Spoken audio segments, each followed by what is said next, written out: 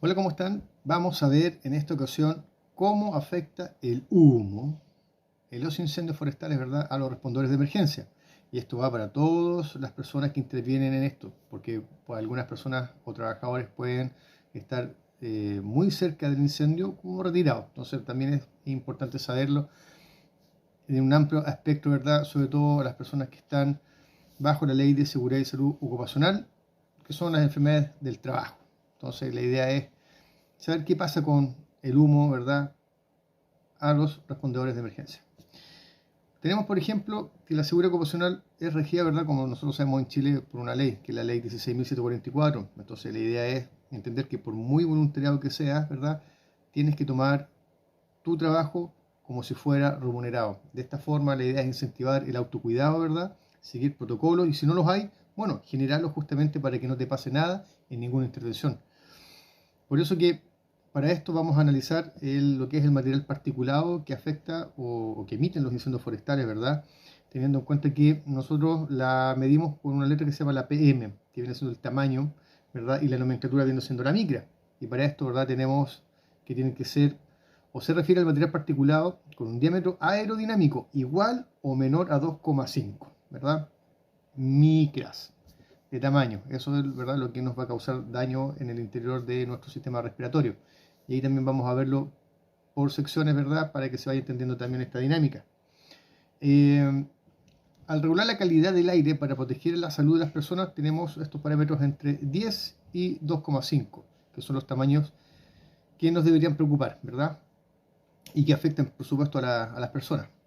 Y que estos van viajando, ¿verdad?, distancias muy largas y, por supuesto, no son tan fáciles de filtrar por las defensas propias que tiene el organismo. Por eso que es preocupante, ¿verdad?, el tamaño en este caso de, de los incendios forestales con estas partículas.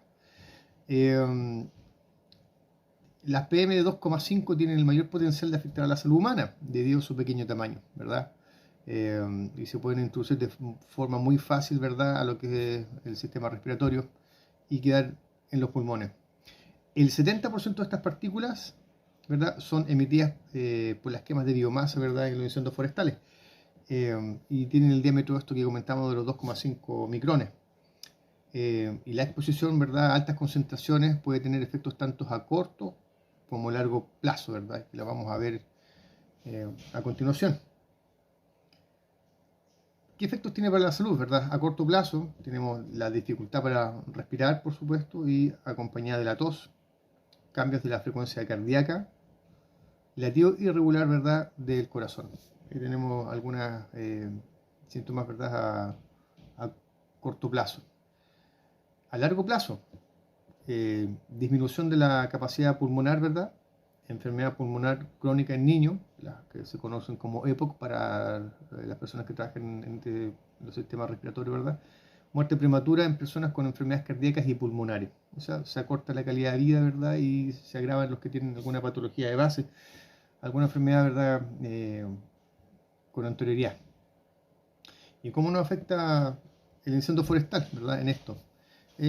Bueno, el famoso ozono, que normalmente uno lo conoce por el tema del cambio climático o como en un pasado no muy remoto estuvimos muy preocupados, sobre todo en el sur de las Américas, en Chile básicamente, o prácticamente, donde en el cono sur hubo un hoyo muy grande respecto a que faltaba este gas y se debilitaba. Y los rayos, por supuesto, solares ingresaban con mayor o de forma más directa a la Tierra y pueden causar un daño al ser humano. Bueno, el ozono, perdón, a nivel del suelo afecta negativamente a los seres humanos, a las plantas y los animales. O sea, no solo nos está afectando a nosotros como respondedores de emergencia, sino que a todo el entorno básicamente.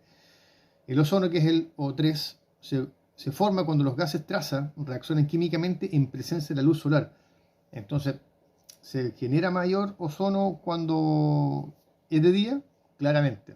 Es un tema químico, ¿verdad?, a no dudarlo, que es bastante negativo. Entonces, los dos gases traza responden a esta reacción, que son los óxidos de nitrógeno, con, ¿verdad?, los compuestos orgánicos volátiles. Y eso es lo que nos produce, ¿verdad?, o producen el ozono, que son tan dañinos para el medio ambiente, para la flora, fauna, ¿verdad?, y al ser humano. En este caso, lo que nos convoca que es los respondedores de emergencia. Y dependiendo de las condiciones meteorológicas, por supuesto, y topográficas, estos gases pueden transportarse a favor del viento y reaccionan con presencia de la luz, ¿verdad?, para formar el ozono que es tan dañino para el ser humano. Y bueno, nos afecta negativamente. Entonces el ozono es un agente oxidante muy dañino para las plantas y puede provocar la muerte de los árboles en los bosques y una disminución del rendimiento de las tierras de cultivo. Entonces es para tomarlo en cuenta, claramente que sí, porque no solo estamos tratando de conservar el ecosistema, sino que a su vez también puede dañar las tierras, y es lo que justamente no queremos con esto. Al contrario, queremos detener el incendio, que no avance su propagación y poder tener tierras cultivables a largo plazo también, y no perder, por supuesto, las que ya están. Las coníferas, ¿verdad?, también son dañadas por el ozono. Entonces, una mayor susceptibilidad a la pudrición de las raíces de los árboles, que finalmente los mata. Entonces hay que tener en consideración el ozono, sí, claramente. Pero bueno, para los que son los bomberos forestales, apoyados por bomberos estructurales también, la idea es detener el incendio lo antes posible. Hay mucha gente que depende de nuestra tierra. El ozono puede estar presente independientemente de las emisiones de los incendios, y claramente es un problema sobre todo en el verano, y sobre todo cuando los lleva el viento, y estos son trasladados, ¿verdad?, estos gases a zonas urbanas, que claramente comprometen mucho a las personas que tienen algunos problemas respiratorios, sobre todo a ellos. Los compuestos, ¿verdad?, orgánicos volátiles reaccionan en presencia de luz, como lo comentamos, entonces afecta en el verano claramente. Ojo con eso, y hay que estar muy atentos a los llamados de las autoridades para tomar las medidas de precaución que se requieran. Y por supuesto es realmente problemático para los pacientes que tienen alguna patología de base, como en este caso son los pacientes asmáticos, o los que son propensos a ello. Y el ozono, por supuesto, es un contaminante regulado por la EPA, y bueno, todos sabemos los efectos que les acabo de comentar, que afectan e inflaman las vías respiratorias. Dificultad para respirar, función pulmonar reducida, son parte de las cosas que va a producir este gas. La formación del ozono ocurre cuando los dióxidos de nitrógeno, ¿verdad?, reaccionan con otros organismos volátiles, compuestos volátiles, más rayos ultravioleta. Eso, no se olviden de ello, que juega súper en contra para lo que es los problemas respiratorios. Entonces la idea, ¿verdad?, es estar siempre alejados de los incendios forestales por el tema del humo. ¿Y qué otros compuestos? Hablamos de los compuestos volátiles que puede tener el humo, ¿verdad?, en este caso, que se generan por la biomasa combustible ante la emergencia. Tenemos la acroleína, el monóxido de carbono, que es el comúnmente más conocido de todos, el formaldehído y el benceno. Entonces son elementos que nos van a jugar en contra cuando se suman, ¿verdad?, en los incendios, o se generan durante los incendios forestales.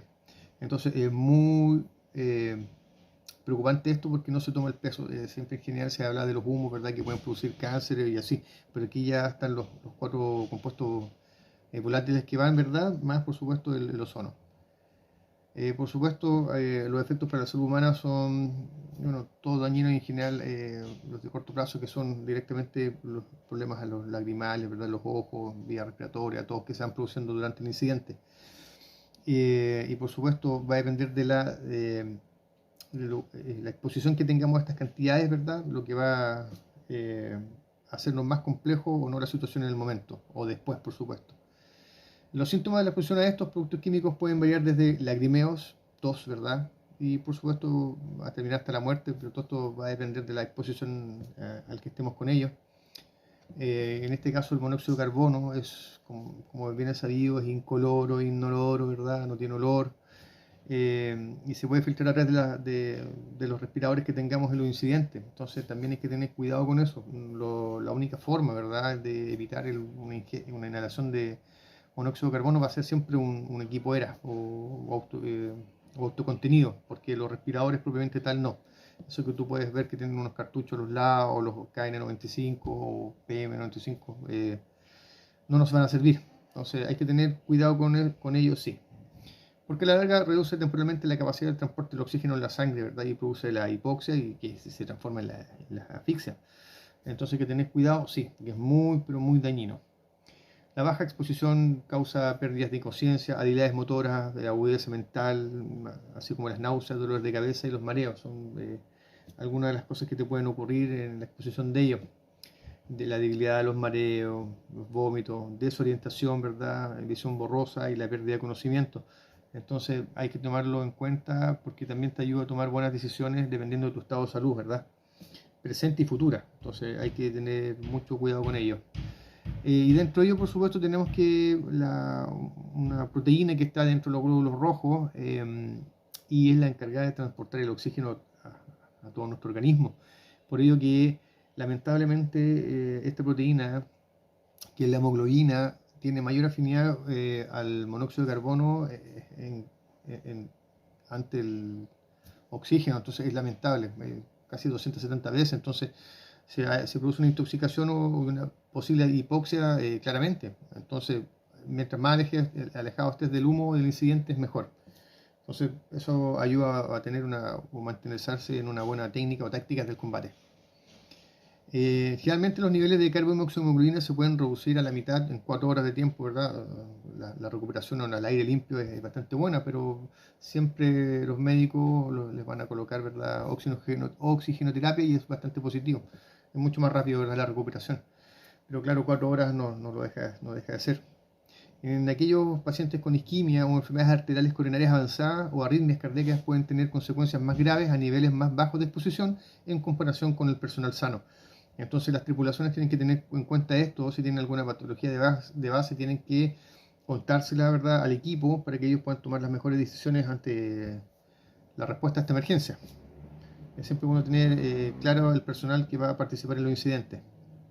Ojo ahí que tanto en primera línea, segunda línea, tercera línea, por denominarla, o los campamentos base, todos son importantes. El tema es cómo ordenar, ¿verdad?, el combate de tal forma que nadie salga dañado, ¿verdad?, por ir a ayudar.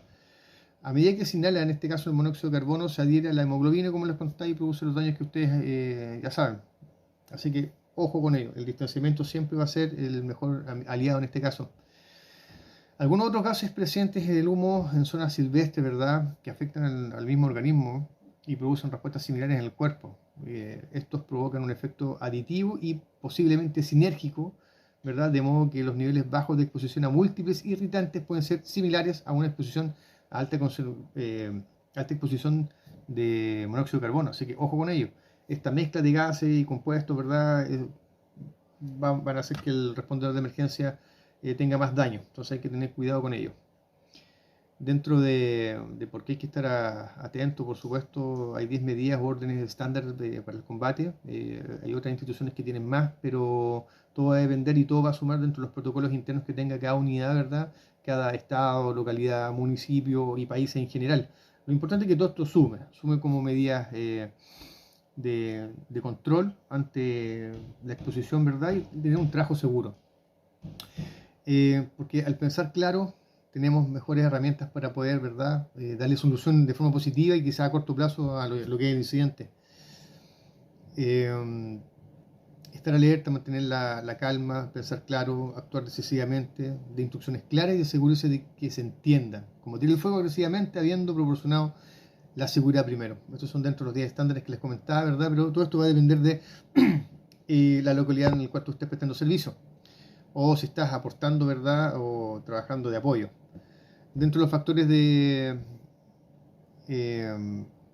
que pueden, ¿verdad?, tener los pacientes civiles, en este caso no involucrados como respondedores directamente, los bebés no nacidos, los glóbulos de los fetos absorben el monóxido de carbono de forma más rápida que los glóbulos de los adultos. Esto causa que los fetos sean más propensos al daño que provoca la intoxicación. Así que ojo con las personas que están embarazadas, alejarse lo antes posible, ¿verdad?, del incidente para que tu bebé nazca lo mejor posible.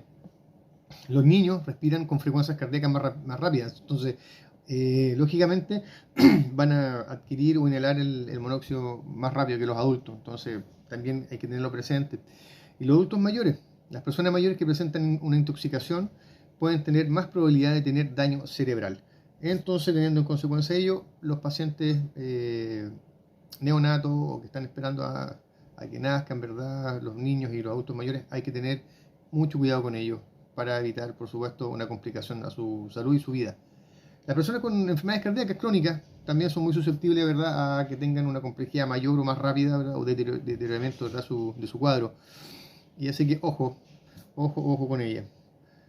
Dentro de otros elementos que pueden hacer dentro del incendio forestal está el formaldehído, que la clínica por Reinhardt y Ottman del 2000 nos informan que también junto con la acrolina, ¿verdad?, producen ciertos daños. Dentro de los efectos a corto plazo incluyen irritación a los ojos, la nariz, la garganta, depresión de la frecuencia respiratoria, parálisis temporal de los cilios, que son estos pelitos microscópicos que están en la zona, ¿verdad?, más atrás de la nariz, que hace que el clínico mucociliar sea arrastrado hacia adentro y no hacia afuera. Y se produce una cilostasis o parálisis de ello, entonces el moco va a escurrir o el gel va a escurrir hacia adelante.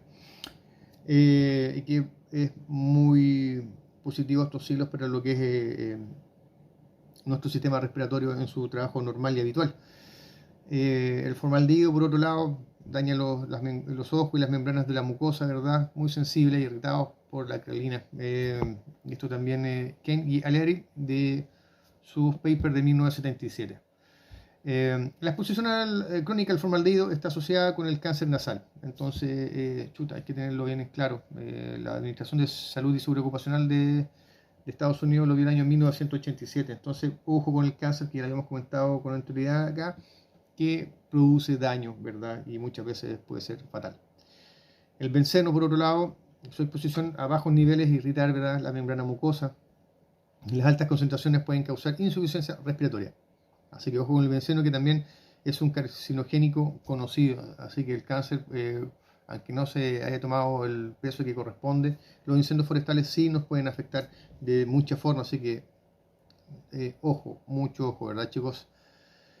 La acrolina, por otro lado, a bajos niveles irrita gravemente los ojos, el tracto respiratorio superior, ¿verdad? Escozor, lagrimeo, náuseas, vómito. Los niveles más altos a la exposición dan como resultado edema pulmonar y un funcionamiento pulmonar anormal. La exposición a largo plazo da como resultado enfermedades crónicas, ¿verdad?, o las EPOC, que ya lo hemos comentado con anterioridad. Por otro lado, en Estados Unidos hubo una encuesta al público, ¿verdad?, en el cual 1 de cada 3 hogares citó el humo como un problema de salud importante. Entonces, es bueno tomar en cuenta a las localidades qué es lo que ven, qué es lo que les pasa, y bueno, y después tomar las medidas precautorias que corresponden. En el caso de los bomberos, debido al personal de bomberos, a menudo trabaja cerca de las fuentes de emisiones, y bueno, vienen todos estos problemas adyacentes que ya les habían comentado. La exposición puede poner en peligro, por supuesto, la seguridad, al afectar la capacidad de tomar decisiones. Eso fue un tema bastante importante, el tema de tomar decisiones. Por eso que las habilidades y el juicio no hay que dejarlas de lado. Dañan y nos pueden perturbar en un incidente, claro. Entonces hay que estar lo más alejado posible, ¿verdad? Y bueno, tomar los monitoreos que corresponden de formas lejanas, ocupar los drones, por ejemplo, observadores. Y por supuesto, siempre tener a nuestro favor como equipo, ¿verdad?, de respondedores, el viento.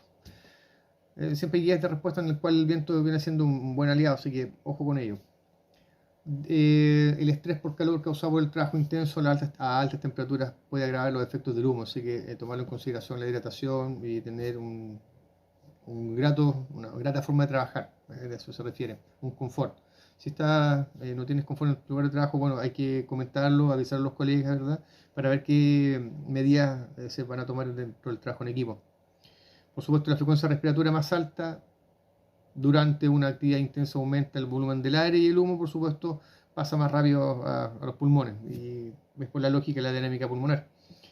La exposición a múltiples contaminantes, por supuesto, dicho lo que habíamos conversado, y muchos van a agravar el cuadro. Entonces hay que tener claridad con ello, que se puede agravar o acelerar los efectos. Entonces también hay que tener en cuenta que la capacidad física del bombero forestal, dependiendo de cada uno de sus enfermedades base, pueden aumentar o agravar, ¿verdad?, el cuadro, la sensación de malestar. Así que hay que tener mucho cuidado con el acondicionamiento físico de ellos.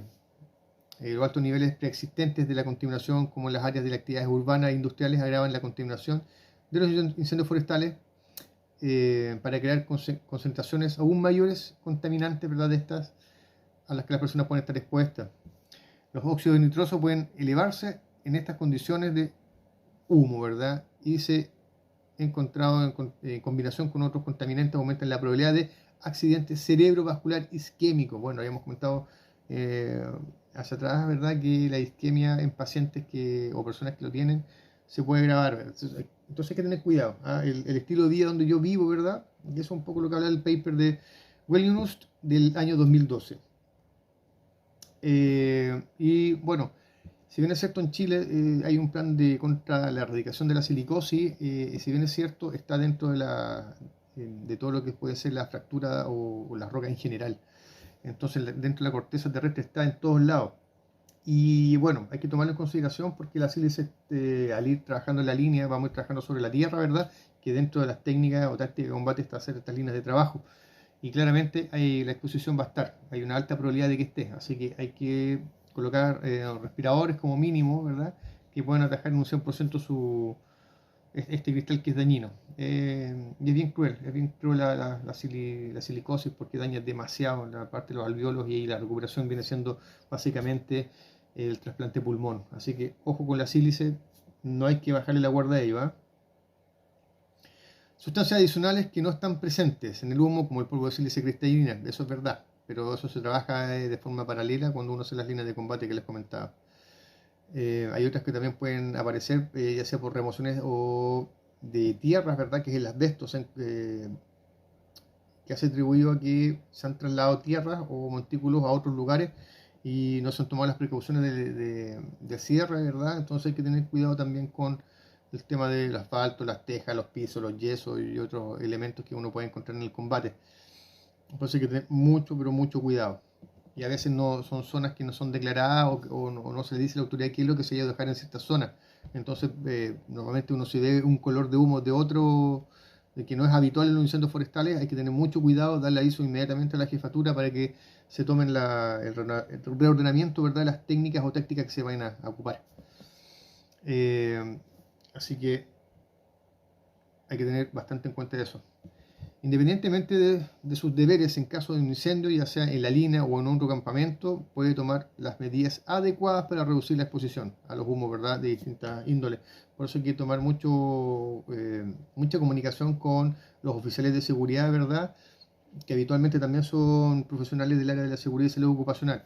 En el caso de no, bueno, siempre va a haber algún prevencionista que les pueda ayudar para tomar conocimiento, informarles o hacer algunos documentos que les ayuden a tomar ciertas directrices para poder tomar buenas decisiones en el combate. Bueno, y uno las puede buscar básicamente en la web, ¿verdad? Y dentro de los parámetros de control que tenemos está la eliminación de la fuente, ¿verdad? Que es la que produce el daño a la persona. Sustituir, ¿verdad? Algunos elementos, ¿verdad? Tenemos los controles de ingeniería en la pirámide que llamamos nosotros. Y la señalización de advertencia de control administrativo que podemos tener, ¿verdad? Y por supuesto la última barrera que tenemos para cuidarnos es el equipo de protección personal, que es lo que uno nunca puede, o evitamos de ocupar, porque la idea es tener todo lo más controlado para que no nos dañe o nos salgamos perjudicados dentro de nuestro lugar de trabajo. Que en el caso de los incendios forestales, nunca sabemos dónde va a terminar un incendio, sí dónde comienza. Los controles de ingeniería o físicos, ¿verdad?, están diseñados para eliminar el peligro en la fuente, pero es muy difícil poder controlar esto. Así que, bueno, para los líderes de las unidades médicas pueden considerar implementar el monitoreo, por supuesto, en terreno para rastrear los niveles de carbono y hemoglobina y eso evitar, ¿verdad?, una intoxicación por el humo que a veces no se ve hasta cuando ya puede ser muy tarde, cuando alguien se puede desmayar, por ejemplo. En los controles administrativos están las decisiones como minimizar las operaciones de limpieza cuando sea apropiado, rotar las cuadrillas para minimizar la exposición al humo o tomar decisión de no utilizar un campamento muy alto, ¿verdad?, o en exposición a los humos de forma directa. Eso también es bastante positivo. Y por supuesto el equipo de protección personal, que hay que evaluarlo con cada profesional de seguridad y salud ocupacional para ver cuáles van a ser los mejores, ¿verdad?, para poderlos ocupar, implementar y que estén visados, ¿verdad?, por la institución para la aplicación y ocupación de ellos. La mitigación del humo, ¿verdad?, para las operaciones de incendios forestales es rotar, ¿verdad?, las tripulaciones de trabajo, ¿verdad?, que tengan ojalá un factor de distancia bastante alejado, ¿verdad?, de las zonas donde se están emitiendo los gases. Y cuando sea posible ajustar las tácticas, ¿verdad?, como usar las quemaduras o en este caso las quemas protectivas o quemar áreas, ¿verdad?, que eso solamente lo hace personal calificado, ¿verdad? y no acercarse al humo, ¿verdad? Más de lo necesario. La mitigación también, la exposición del humo para las posiciones difíciles, ¿verdad? Donde estén trabajando o en ciertos lugares o puestos de trabajo. La exposición al humo puede mitigar mediante acciones para evitar su exposición, ¿verdad? Reconocer el deterioro, monitorear la exposición y facilitar la recuperación de las personas. Así que evitar la exposición obviamente va a ser la mejor medida. Utilice un equipo en un lugar de personas. Eso también no es malo, ¿eh? Los equipos si yo envío equipos, ¿verdad?, a trabajar a la zona, me refiero a aviones, helicópteros, va a exponerse menos al personal en tierra. Y eso es bastante positivo. Los rociadores, espuma, eso, es bastante positivo eso. Use tiempo y paciencia para apagar el fuego, es decir, todos sabemos que los incendios forestales hay que tener mucha resistencia, no es un tema de rapidez, es de resistencia efectivamente. Así que bueno, eso es un buen dato para que lo tengan presente, que a muchos se los olvida. Bueno, me voy a detener un poquito más atrás con el tema del lavado de los equipos, de los EPI o EPP, que le llamamos acá, que es lavarlos después de cada incidente para minimizar que estos gases o algunas trazas de estos gases o compuestos cancerígenos puedan dañar o ingresar por alguna vía al organismo. Entonces es bastante positivo el lavado de los EPP, máscaras, guantes, chaquetas, pantalones, ¿verdad? Hay muchas unidades de cuarteles que tienen o utilizan estos sistemas para lavar la ropa después de cada incidente. Y por supuesto siempre los monitoreos, ¿verdad?, bajo los pisos de los oficiales de seguridad, las unidades médicas que pueden tener, ¿verdad? Y por supuesto los recursos que puedan haber. Entonces, la exposición a condiciones de humo tiende a ocurrir durante un ataque directo, y es verdad. Y al excavar la línea de trabajo adyacente a los fuegos activos, al limpiar y en un ataque móvil como manejar una manguera contra incendios desde un vehículo que avanza lentamente. También es verdad, muchos bomberos van en los vehículos trabajando hacia afuera, mojando las líneas de trabajo muy cerca de la línea de combate donde está la zona del humo, ¿verdad? Entonces también se recomienda tener cierta distancia. Entonces se recomienda dentro de los tips que los bomberos controlen su salud y la de sus compañeros de trabajo. Entonces muy bueno estar monitoreándose entre, primero uno, saber cuál es la condición efectiva del trabajo en la línea, también de los colegas que nos pueden ir avisando, ¿verdad?, para ir reevaluando, ¿verdad?, la situación de forma constante y duradera, que a muchos se les olvida. Entonces los monitoreos no solamente podemos tener equipos, sino que parte por nosotros el autocuidado, es súper importante. Y por supuesto, si aparece muy humeante o polvoriento, puede estar seguro de que está desarrollando un peligro potencial, ¿verdad?, para su salud. Esto se refiere cuando estás todo tiznado, manchado con negro, es porque claramente los componentes están adheridos a tu cuerpo. Imagínate cómo están muchas veces en tu ropa que no se puede ver o a simple vista. Entonces es muy necesario, ¿verdad?, el aseo constante, ¿verdad?, de tu EPI, de tus EPP, para poder evitar de que estos agentes, sobre todo los cancerígenos, te causen un daño terrible y que las consecuencias ya saben cuáles son. Entonces, cuando hay humo, por supuesto, los bomberos y los líderes de la línea de fuego, ¿verdad?, deben estar atentos a los signos y síntomas de la exposición del humo. Los dolores de cabeza, dolores de garganta, los ojos llorosos pueden ser indicadores de que la exposición es alta, así que hay que tener mucho cuidado con ello. Y por supuesto, decirle a la jefatura lo que te está pasando. Ya saben que la carbomoximoglobina, cuando ya está con el monóxido, solamente se puede por un instrumento ver tu grado verídico de intoxicación, así que ojo con ello, hay que tener mucho cuidado. Por supuesto, a la gente que fuma se le recomienda evitar ir a los incendios para que no aumente la cantidad de compuestos que pueden estar, ¿verdad?, asociados a patologías a corto y mediano y largo plazo. Entonces, ojo con ello. A los fumadores, eviten fumar en los incidentes forestales, por favor. Y cuando sea posible, por supuesto, usar el agua cuando esté disponible para lavarse la vía aérea, ojo, lo que se pueda, ¿verdad? De esa manera disminuir la posibilidad de que tengas una enfermedad tanto en el incidente como a posterior. Así que ya entendiendo que es el 28 de abril el Día de la Seguridad y Salud Ocupacional, nos quedamos con esto. Cuídate en un incendio forestal. no solo trabaja solo, recuerde que es un trabajo constante en equipo, así que eso. Espero que le haya gustado esto. Cualquier cosa, estamos atentos y bueno, las clases que necesite alguna unidad forestal o estructural son completamente gratuitas, es cosa que me ubiquen y ahí estaremos. Así que muchachos, la seguridad y salud ocupacional se vive este 2022.